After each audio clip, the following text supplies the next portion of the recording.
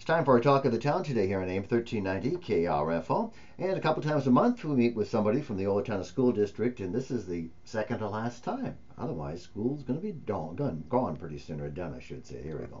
Peter Grant, the superintendent of schools, joins us. I can't talk. Hopefully you can say it's the cold I can blame. Oh, yeah. Good morning, it is. You and I were School just talking. At least the wind has calmed down a little bit, and that sun feels really, really good. Yeah, I should have taken a picture yesterday, with gloves and a big hat and boots and a winter jacket, mowing the lawn. Send it to people in Florida I don't want to have come visit me. Like, oh, come on, enjoy it. No. Yeah. Well, we get used to it. We got to have our thicker skin, but it is getting late in May. Yeah, and that also means late in May and then early June means it's almost time for graduation at OHS. Yep, that's right. June 7th, 2 o'clock at the Four Seasons, we will have another group of seniors ending a formal academic career and be getting ready for something new. It's an exciting time. It's also kind of a crazy time because, there's always a couple seniors that are fighting to get to the end to meet the requirements, and parents are trying to decide, am I supposed to order a cake or what do we do? And of course, there's always the unknown. Once you've been in school for 13 years and you're coming down toward the end, and there's always that question of, well, what's really going to happen after I leave here, because the rules change a little bit and I'm more accountable, and yeah, you may have more freedom or more responsibilities, which sounds great. But it's always kind of nice to know that there's the confines of home and school that keep you safe and sound. So we'll see how that goes. You have to tell the kids that, well, teacher said I had to do this. Maybe won't have that in a few months for some of those kids. What are we looking at for graduates? How many? 400, 300? Yeah, I think there's about 380 graduates this year. It kind of fluctuates. We have some that graduate at mid-year who meet the requirements early, but it's always exciting. I can't tell you how many graduations I've attended and so forth, but there's just something really exciting about the fact of looking at that group of seniors and trying to remember what they were like when they were in kindergarten. And, we always think that 13 years is a long time, but when you get through a school system and you're getting your diploma, it's goes really fast, and I think it's kind of one of those. I cannot believe that much time has passed so quickly. Mm-hmm. Of course, there's the receptions and parties. So do you have to go on a crash diet in July after June's over? Well, actually, when I go to the parties, I really don't eat anything. I'll have some punch or whatever, but I try to stay away from the food only because I'd have to work out another extra couple of weeks to burn that off. And when you have a few to go to, you can't stay too long to begin with. But it's always fun to get to those homes and see the families of these kids, and how happy everybody is that they've been successful and they've accomplished something that really takes 13 years to get through. Yeah, it's a little different for the kid too, because no matter what, even if they would know you, that you're still superintendent, but all of a sudden after they graduate, it's like, well, you ain't got nothing over me anymore. It's kind of like it's a little different. Yeah, it is. So. And when I was back here in the 90s, it was a great time. But when I see those kids today, the first thing they want to say is Mr. Grant. And I said, no, you can call me Pete. You've earned that. You're an adult now, and so forth. But it is. It's just a really exciting time of the year for the mom and dad and the kids. And we hope the weather cooperates and everybody's safe and enjoys this time, because graduating from high school only happens once. Yep. I'm thinking back. I don't know if I could call my teachers by first name. It's still ingrained for that. Well, we have other things too. Mr. Sager was in.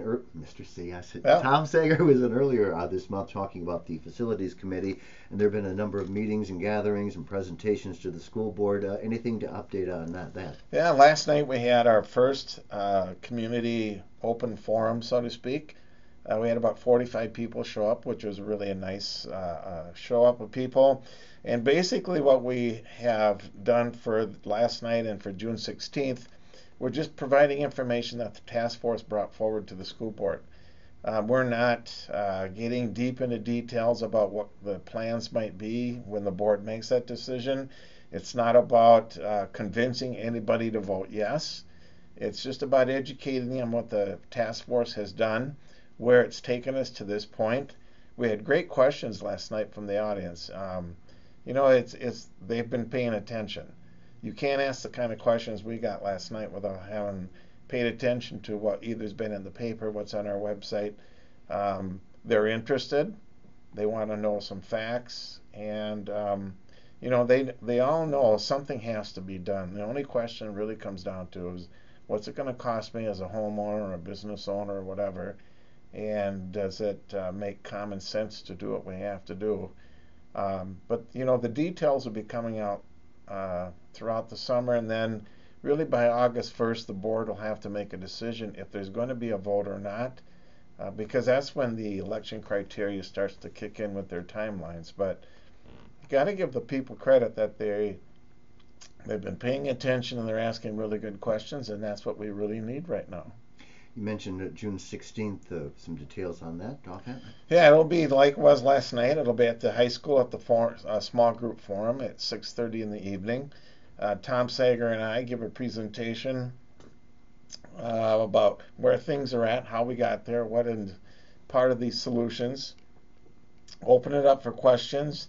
Try to provide information we can. If somebody asks a question that we may not have that answer to immediately, we take a card, their name, and we get back to them when we have to.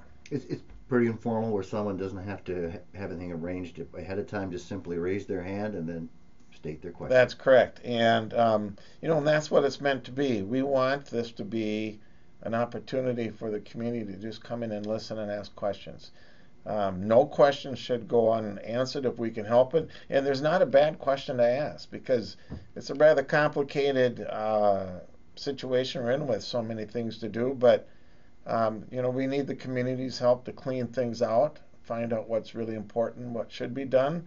And then, the board needs that support. I mentioned last night that this is a tough situation for the board to be in, because I think everybody recognizes something's got to be done with our facilities. The answer is what?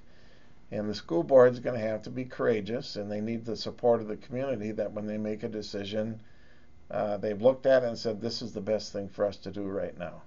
It's kind of similar to people talking about roads. We can't just say, well, it fix itself. Something does have to be done, whether it's a tax or it's going to be money from there. Something will need to be done sooner or later, or we won't have any roads. So I guess the same story. Yeah, it is. In fact, we referred to last night, it's like when, you in your own home, you make some decisions about deferring, a new roof or flooring, or you need a new concrete driveway. And pretty soon you say, we have to make a decision here. And the longer you delay, the higher your costs get. And for the school district, we're kind of in the same situation. The only difference really is we don't go to the bank and get a mortgage loan. We have to go to the public and ask them to vote yes or no. But it's been a really good experience to date. We have a lot of work ahead of us. And I look forward to that, because, I think the community is beginning to get a sense that something will be done, something has to be done, and how that gets done will take time, patience, and then support. Mm-hmm. Anything else you'd like to add? The last time we'll see you, at least have you in here till next year, as far as, till next school year. Well, sure. Lots of time people say, so what exactly do you do over the summer? And, like right now, other than the facility issue, we're working on the budget and so forth for next year. We just had the legislative session end, I think, and it'll take a month or so to find out what's the outcome of it. So we're always in the office working, and people certainly can drop in and see what's happening with the facilities, or have questions about what does the session provide for us. We're really quite busy getting the buildings ready, so even though kids are gone and the staff are gone, there's a lot of things that go on to get ready for the start of fall. And I even hate to talk about the start of fall, but it's a never-ending cycle of, closing down and reopening. So we'll have plenty of work to do over the summer. Okay. Peter Grant, Superintendent of Schools, our guest today on Talk of the Town on AM 1390.